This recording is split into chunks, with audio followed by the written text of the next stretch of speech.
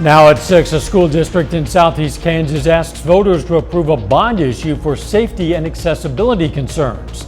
Plus, authorities issue a warning concerning a scam involving toll fees. And dozens of vendors head to Joplin for the 2025 Contractor Expo. The 4 states' most watched news starts now. The Uniontown, Kansas School District is asking voters to approve an upcoming bond issue. This is KOIM News at 6. I'm Dow Quick. The $1.25 million project would address safety and accessibility concerns. KOIM Samantha Walker spoke with district staff to learn why they say the bond would address not just wants, but also district needs. Safety and accessibility are two things the Uniontown USD 235 hopes to prioritize with an upcoming bond issue. There are 3 projects district staff hope to tackle with the $1.25 million bond. One project is to make the front doors of West Bourbon Elementary not only more secure, but accessible according to the Americans with Disability Act. The entrance that we have is original to the building from the 70s. Obviously, it's important for students and parents who might need to use that, but that's also where the majority of our patrons and community members come to attend events. The bond would also allow for new fire alarms in the high school, replacing ones that don't have smoke detectors or alert first responders. The biggest project the bond would allow for is the replacement of the module units housing their preschool. The decades-old units were bought used and struggled to be properly heated or cooled. We've done some pretty severe upkeep to it. But it is needing to be replaced, needs a safer environment for our students. The district tried to pass a larger bond issue in 2023, but it failed. The superintendent says they've now cut it down, so they're only asking for their biggest needs. We're not asking for something arbitrary or something just for fun. Like, these are legitimate things that in order to ensure the preschool happens, ensure we don't have a fire emergency or disaster at the high school, and ensure patrons can access, equitably the front doors. He says these projects will have to be addressed whether the voters approve the bond or not. To try to accomplish some of those things, and that would be very, very difficult. School staff say they see these projects as an investment in the district's future. We want these students and the future of Uniontown to continue to be a great place for education. Reporting in Uniontown, Samantha Walker, KOIM News. Now, district staff tell us if passed, the bond would not increase taxes. That's because property values have increased faster than the district expected from a previous 2016 bond. There is now room to pay for the proposed bond issue without increasing the tax rate or extending the payment timeline. Voters will decide on the bond issue in a special election on March 4th. Let's check in with Chief Meteorologist Doug Heddy now for a first look at the weather. Well, of course, cold day for us today. Most of us only into the lower 20s for afternoon highs. The sun did help. The sun's energy helped to melt off a little bit of snow, but still we have pretty good snowpack out there once again. But we're going to do some serious thawing once we get into tomorrow. So we're going to only slide back upper teens for us later on tonight. We're going to get some southerly winds kicking in, so that's going to keep us from dropping down to 5 like we saw this morning. We will start to get some clouds in here tomorrow, and the winds are really going to pick up out of the south. But in return, that's going to help our temperatures go into the 40s for afternoon highs. We are tracking our next storm system. Western third of the country will start to affect us as we head into the weekend. It's not a really strong system, but that's why we're warming up ahead of it.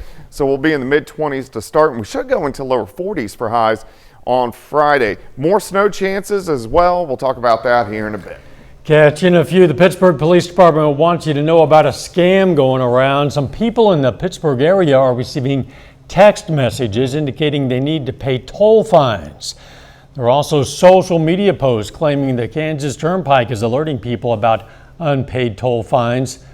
Pittsburgh PD wants you to know both of these are scams. Please don't fall for them. The Deputy Chief, Ben Henderson, says you shouldn't respond to the messages or posts. He also says people should avoid clicking these links and providing financial information. No point in time again would the Turnpike Authority actually ever try to communicate directly through somebody's social media account or by email. Official communication would either come through a letter from the state of Kansas officially. He recommends people call their local law enforcement if they've been a victim of a scam. Vendors from all across Missouri and Arkansas made their way to Downstream Casino for the Joplin 2025 Contractor Expo. Close to 30 vendors were on hand to share details on product lines, talk projects, demonstrate new items, and more. The expo also served as a great way to network. I know so many of the vendors, I know so many of the builders, all of the outside salesmen. So for me, it's almost like a chance to get to reconnect with everybody, especially because with COVID, we were not getting out as much as we did prior to. So this is just a great way to reconnect with everybody in the market. Public was invited out to this free event. It also featured giveaways, prizes, and appetizers. Missouri State University is celebrating more than $9 million in private donations. Among other things, the money is going to be used to renovate the Greenwood Laboratory School, establish new scholarships and funds to others, and support MSU athletics. There were also gifts for the Department of Digital Fashion and Merchandising, the MSU Care Clinic, and the Bear Food Pantry. The donations are significant. These are individuals that have given their time, talents, and their treasures, and it's anywhere from capital improvements to endowed scholarships to helping programs like the marching band or the Lady Bears basketball. But these gifts really are impacting people's lives. The donations came from alumni, members of the community, and former board members, among others. Big night for some of our local college basketball teams. A preview's coming up, but up first. A local florist says regardless of what's going on in the economy right now, her customers are still coming in, spreading love to their loved ones. I'm Lonnie Walton, and I'll have that story coming up. With Valentine's Day just hours away, don't let it go dark. Customers, they're doing some shopping to please their Valentines, but has inflation changed what they're buying? Well, KOAM's Lonnie Walton spoke with Sunkissed Floral and Greenhouse in Miami, Oklahoma to see how sweet the holiday is to locals.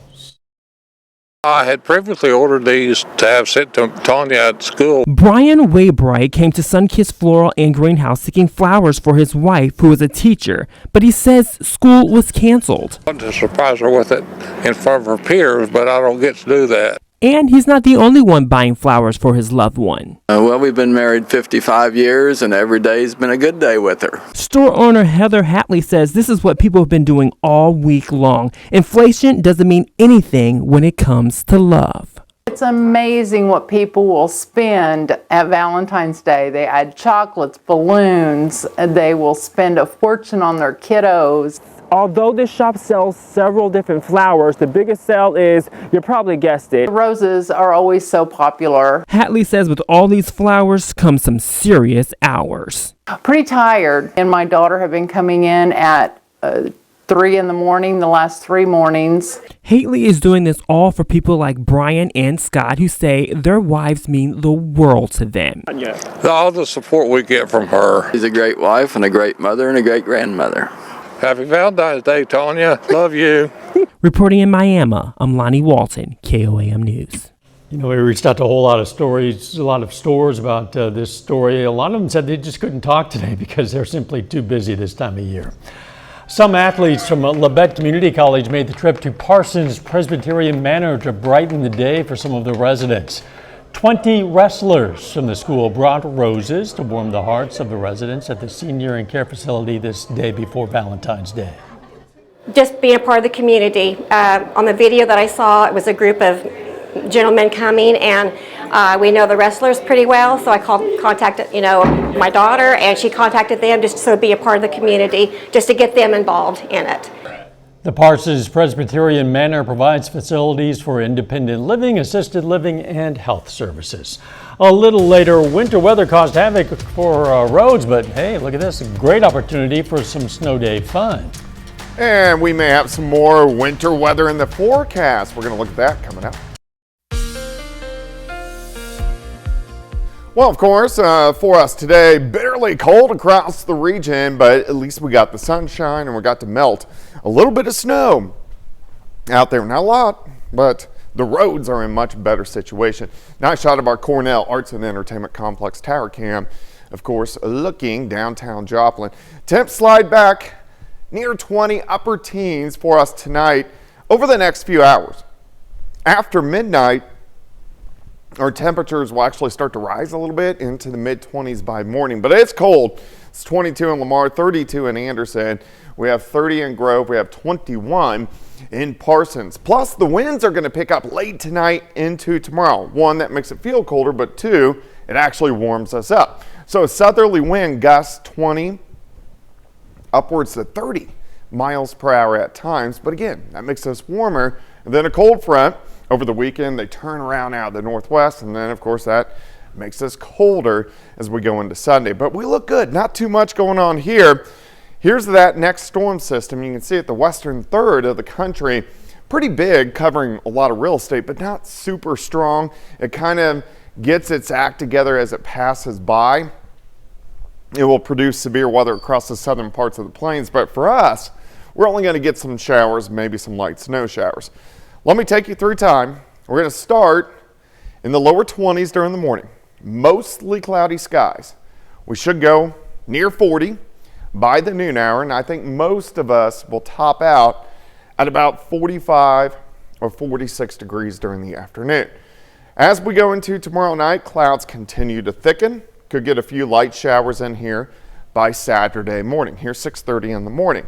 These are going to be scattered light showers during the morning hours on Saturday. We should warm to about 50. And then here's our front. You can see this wind shift line. Colder air works in, showers work out, but we may get some light snow showers that push through as we go into Saturday evening. If anything would accumulate, it would be minor, but of course something we'll keep our eyes on as we go through the next couple days. All right, 24 to start, 40 by noon. High temp 46 on your Friday, 51 in the morning on Saturday, only 32 on Sunday, and again, a few light little snow showers by Saturday evening. Next week gets interesting. Bigger storm system moves in on Tuesday. It's also going to drag in a lot of Arctic air. This is still 5 days out, but it's been pretty consistent on the model data. So we're going to have to wait a couple days to put amounts on this, but accumulations are very likely with this storm system. Plus the temperatures, if we do get several inches of snow with the Arctic air in place, we're going to be just bitterly cold all next week. Lows near zero, highs trying to get out of the teens to about 20 degrees. So we're going to watch this very closely over the next few days, but we're already going to make next Tuesday a possible alert day just due to the high likelihood of getting some snow accumulations. All right, 46 tomorrow. Let's go 51 Saturday, 32 on Sunday, alert day on Tuesday. But that cold air next week has the potential to be the coldest that we've seen this season, and we've had some cold days, if not for a few years. Well, wasn't it pushing 70 like a week or two ago? You know how it is in 4 states. That's true. Yeah. Spring will win eventually. Thanks, Doug. We have a programming note for you. If you watch us on YouTube TV, your access to KOAM TV could be interrupted starting tonight at 10 p.m. YouTube TV and CBS's parent company Paramount are negotiating a new agreement, and if negotiations don't succeed, our station won't be in the channel lineup past 10 p.m. local time tonight on YouTube. You should know KOAM TV is cut out of the negotiations. This dispute is between YouTube TV and Paramount. Here are your best options for CBS programming, important local news and vital local weather information. You can subscribe to Direct TV Stream, sign up with your local cable and satellite provider, or of course you can watch us free of charge with an antenna. We'll provide updates on this on our website, koamnewsnow.com. Still ahead, Pitt State and Missouri Southern basketball both have conference road games. John Dales has a breakdown of all of the night's action and more. That's up next in sports. Once again here in the 4 states, the majority of the high school sporting events scheduled for tonight are postponed because classes aren't in session with the winter weather, but all 4 of our local college basketball teams are in action, and the 5th-ranked Pitt State women are on the road at Missouri Western. As we come on the air, they're at halftime. Gorillas in front, 35-22. Grace Pyle already has 14 points through the first 2 quarters of play. If Pittsburgh State can hang on in the second half, this would be its 13th win in a row. After that one finishes, Pitt State men's basketball takes on Missouri Western. This is the first and only meeting of the year between these two. Pittsburgh State 9-4 in conference play. The Griffins are 6-7. Gorillas are hoping for another big game from reigning Conference Player of the Week, Jordan Friesen, who has scored 30-plus points in each of his last 2 contests. Missouri Southern basketball is up in Maryville taking on Northwest Missouri. Both Lions teams are fighting to make it into the MIAA tournament. Lady Lions are in a tight one at halftime. They trail the Bearcats by 1 point. Lions are shooting the ball decently, 48% as a team, but they have 6 turnovers in the first half. Ryan Franklin has a team high 8 points for Southern. 7:30 tip-off to follow between the Lions and Bearcats men's teams. Northwest has had a very rough go of it this season and has a 4-18 overall record, including a 2-11 mark against MIAA opponents. Bearcats actually haven't won a home game all year. Well, Missouri Southern baseball is 6 games into its 2025 season. Lions have had a couple of weather-related cancellations this week, but MSSU jumps in this week's coaches poll. They started the year ranked 11th, and now they're the number 7 team in the country. Southern will brave the cold tomorrow afternoon for a home doubleheader against Drury. Those games are at 2 and 5 p.m. There's one MIAA team ranked in front of the Lions. That's Central Missouri in the number 4 spot. And wrapping up with a look at pro basketball, the Thunder are now riding a 7-game winning streak after last night's comeback victory against the Heat. OKC trailed by as many as 21 points in that game, but went on to win convincingly by 14. Tonight, the Thunder are in Minnesota taking on the Timberwolves. Tip-off scheduled for 7:30. Shai Gilgeous-Alexander has been outstanding for OKC this season. He hasn't been held under 20 since October. I'll give you a score update later tonight at 9 and 10. That's it for sports. We're back after this. Here's a look at what's coming up on KOAM News at 9 tonight on Fox 14. We're going to look at flu symptoms that might mean a trip to the ER.